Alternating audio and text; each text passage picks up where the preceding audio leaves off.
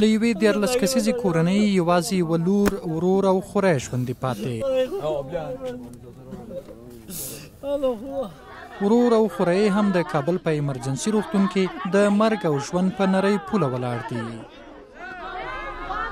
پلار، مور، خور، خوری، میرمن او 3 زامنې تیره شپه له لاسه ورکړي.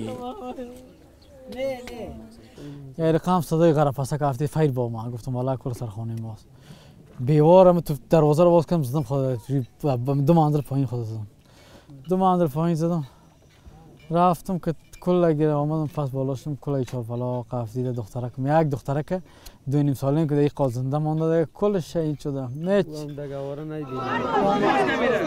دغه پیښه تیره شپه 1:30 بجه د کابل ښار د 15مې حوزې اړوند د 500 فامیلو په سیمه کې رامنځته شوې. باشه از سر دیوال تا میشن 3-4 نفر مسلح میباشه. دیگه حادثه این از این قسمت شروع میشه. این از اینجا ضربه میکنن 3-4 نفر در این خانه از بین میبرن. اونای زخمی هست. اینجا هم ضربه میکنه 2-3 نفر سیاسرها را اینجا از بین میبرن. 2-3 دانه تفلک ها اینجا خو میباشه. اینو به نزدیک سعی کنه.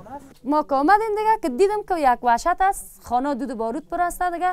ما وشم گم کردم. خلاصه بچه‌م یک لرزه در جانم آمد که اتا ما اشکم خشک شده. اشکم خشک شده، باور میکنی؟ اشکم خشک شده.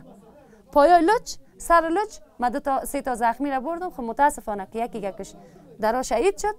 اونم 2 تا بچگکا دیگه که در امرجنسی رساندیمش. داسې ښکاري چې دغه پیښه پخوانۍ ریښې لري. ویل کېږي چې تورن کس شاوخوا 1 کال وړاندې په دغې کورنۍ او له هغه وروسته د حوزې په پولیسو چې د نوموړي د نیولو لپاره راغلي ول وسلوال برید کړی و. اینجا این بدبخت گرو ششته بود. گفت من گلکار مزدورکار هستم. یک وقتی که همراه برادرم جنگ میکنه میگه برادر اینجا دو نزن، سیاست از جنگ نکو، پیسه است، ما پیسه گتا میتم. دیگه کدام مشکل ما تو نداریم. دیگه بیادر دمی گپ تفنگچه میکشه، بیادر ما میزنه و کسی نمیبوشه، سیاست‌ها رو میزنه. بالاخره اینجا کتاوزه یک شب یک روز مقابله میکنه.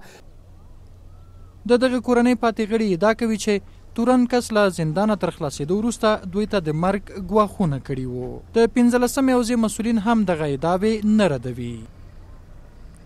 فاعل اصلی قضیه که به نام خان شیرین نام دارد از محل فرار میکنه و در این خانه به تعداد 10 نفر که 4 نفر طبقه اوناست، 3 نفر مرد و به تعداد 3 نفر طفل به شهادت میرسند و 2 نفر هم زخمی میشود.